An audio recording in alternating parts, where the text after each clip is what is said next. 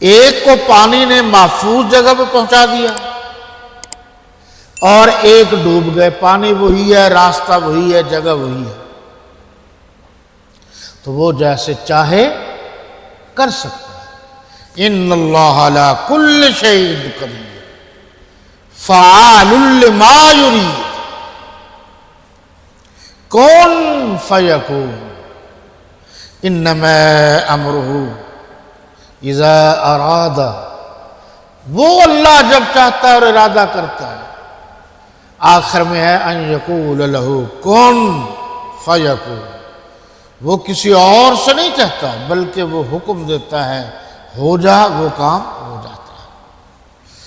آگے بتایا گیا کہ اللہ تبارک و تعالی نے حضرت موسیٰ علیہ السلام سے فرمایا، جب موسیٰ علیہ السلام نے اللہ سے درخواست کی کوئی کتاب، کوئی چیز رہنمائی کے لیے دیجیے، تو کوہ طور پر حضرت موسیٰ علیہ السلام کو اللہ تبارک و تعالی نے بلایا، 30 روزے رکھنے کا حکم دیا. 30 روزے جب پورے ہوئے تو حضرت موسیٰ علیہ السلام نے وہ افطار کرنا.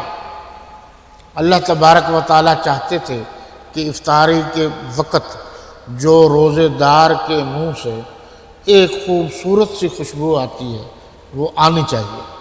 اس ضمن میں اللہ نے 10 روزے اور رکھنے کا حکم دیا. یہ ہو گئے جی 40. تو 40 روزے رکھے اور وہاں کوہ طور پر 40 راتیں گزاری. یہیں سے لوگ کہتے ہیں چلہ ہے. نہ ان کا چلہ ہے نہ ان کا چلہ ہے، کسی کا کوئی چلہ نہیں ہے. موسوی پیغمبر کا اور معاملہ ہے، محمدی پیغمبر کا اور معاملہ ہے، خیال رکھنا.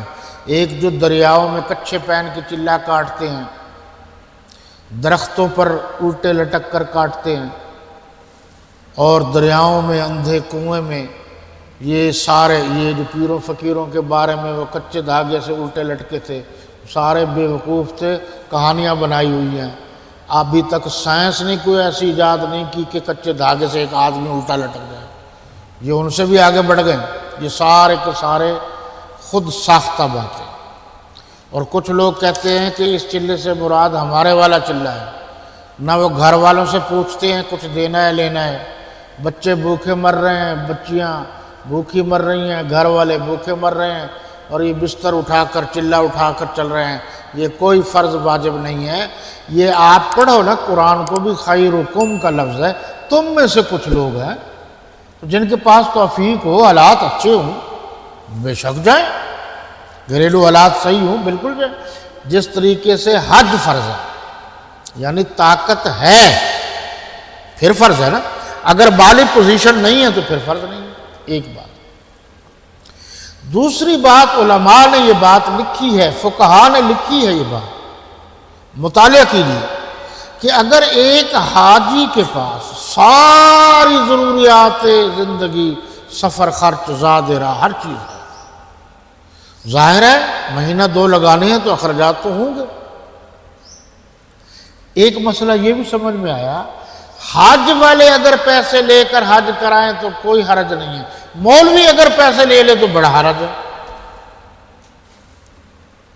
تو وہ انسان نہیں ہے. آپ ذرا اس پر غور کریں، کیا خرچہ ہوتا ہے حج پر یا نہیں؟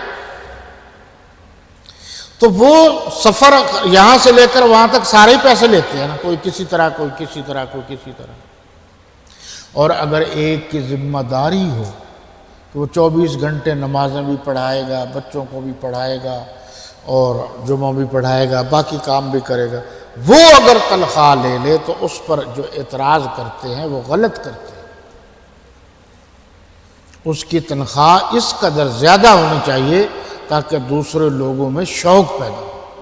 اچھا، اگلا مسئلہ جو فقہاء نے لکھا ہے وہ یہ ہے کہ اس کے پاس سارا زاد راہ ہو، سارا خرچہ، لیکن یعنی حج کا سارا خرچہ، لیکن گھر کا خرچہ نہیں، یعنی بچوں کا راشن نہیں ہے آنے جانے کا، باقی سب کچھ. اب علماء اور فقہاء نے لکھا ہے وہ حج پر نہ جائے، پہلے ان کی ضروریات کا انتظام کرے. ایسے نہ ہو کہ وہ حج پر جائے اور بچے پیچھے سے مانگتے پھریں. ذرا ٹھنڈے دل سے غور کرنا، جب حج جیسے فریضے کے لیے ایک چھوٹی سی کمزوری ہے کہ گھر کا خرچہ نہیں ہے، تو حکم ہے پہلے گھر کا خرچہ پورا کرے پھر جائے۔ تبلیغ کے حوالے سے جو یہ نکمے لوگ پیدا ہو گئے ہیں، جنہوں لوگوں نے کاروبار بنا لیا ہے اور کھانے پینے کے ڈھنگ بنا لیے ہیں، نہ گھر والوں کو خرچہ دیتے ہیں، نہ بچوں کو خرچہ دیتے ہیں، نہ تعلیم دیتے ہیں، نہ سمجھاتے ہیں، وہ صرف تبلیغ کے نام پر اپنا گزارا چلاتے ہیں۔ یہ سارے کا سارا طریقہ غلط ہے، اور اگر آپ کو میری بات پر شک ہو تو دارالعلوم دیوبند انڈیا سے رابطہ کر کے آپ تصدیق کریں۔ ہاں جی، کچھ کو نجات ملی اور کچھ کو نہیں۔ جن کو نجات ملی وہ حضرت موسیٰ علیہ السلام کے پیروکار تھے، اور جو ڈوب گئے وہ فرعونی پیروکار تھے۔ اگلی آیت کہ 40 رات کے لیے اللہ کے پاس کوہ طور پر حضرت موسیٰ علیہ السلام گئے، تو پیچھے سامری جادوگر نے فن دکھایا، ایک اس نے بچھڑا بنایا۔ اچھا، اس کی تفصیل مختلف علماء نے مختلف طریقے سے لکھی ہے۔ بعض نے لکھا ہے وہ پیتل سے اس نے بچھڑے کا ایک حصہ بنایا، دل نما جگہ بنا۔ بعض نے لکھا ہے چاندی سے، بعض نے کچھ اور چیز سے۔ پھر اس نے ایک تار بنایا، وہ تار دور سے ہلاتا تھا، تو وہ اصل جگہ پر جو ہے نا جی، وہ تار ہلتی تھی، اس کو لگتی تھی تو آواز پیدا ہوتی تھی۔ جب آواز پیدا ہوتی تھی تو لوگ کہتے تھے یار یہ ہے تو کچھ بھی نہیں، اس میں آواز ہے تو یہی تو خدا ہے جس کی عبادت کی جائے۔ ان ظالموں نے اس کو معبود بنا لیا۔ بعض نے یہ لکھا ہے کہ بچھڑا میں کچھ نہیں تھا، حضرت جبریل امین علیہ السلام تشریف لائے تو ان کے گھوڑے کے جو نیچے سے مٹی تھی وہ اٹھائی تھی سامری نے، وہ رکھی ہوئی تھی، پیچھے اس کا کرتب دکھایا اور جناب والا وہ آواز دیتی تھی۔ لیکن پہلے والی بات زیادہ معقول ہے۔ جب ہم خیر المدارس میں پڑھتے تھے تو آپ کو یاد ہوگا یہ ہندوؤں کا جو مندر تھا، ایک تو ہم نے وہ کچھ منظر دیکھا ہے کہ جنات حضرت قاری رحیم بخش پانی پتی رحمۃ اللہ تعالی علیہ کے پاس پڑھتے تھے، لیکن اس میں جو خاص چیز میں آپ کو بتانا چاہتا ہوں وہ یہ ہے کہ جامعہ کی طرف سے وہاں ہمارے دور میں کپڑے رکھے جاتے تھے طلباء کے لیے، سٹور تھا، اور 20 کلو کی چابی اس چھت کے اندر چھپی ہوئی تھی۔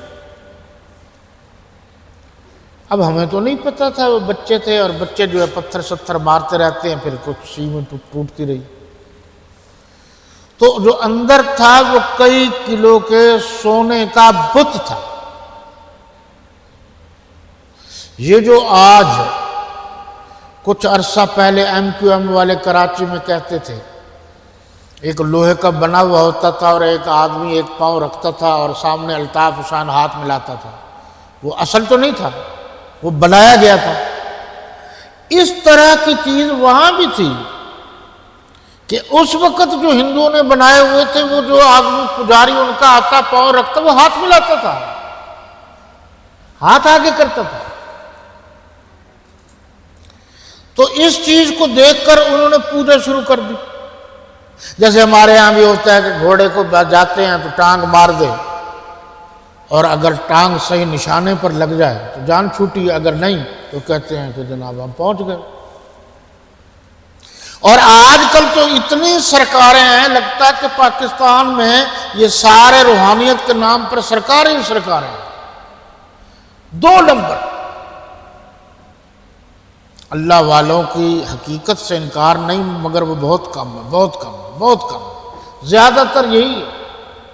کار شیطان میں کند نامش ولی، گریں ولی است لعنت بر ولی۔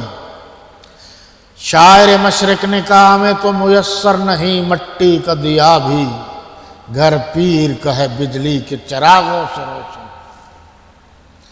ہم پر دم درود کر کے بکرے چھترے وصول کرنے والے بڑی بڑی ہستیاں اپنے سر میں درد ہو تو پھر یورپ جاتے ہیں، میں کس کو مانوں؟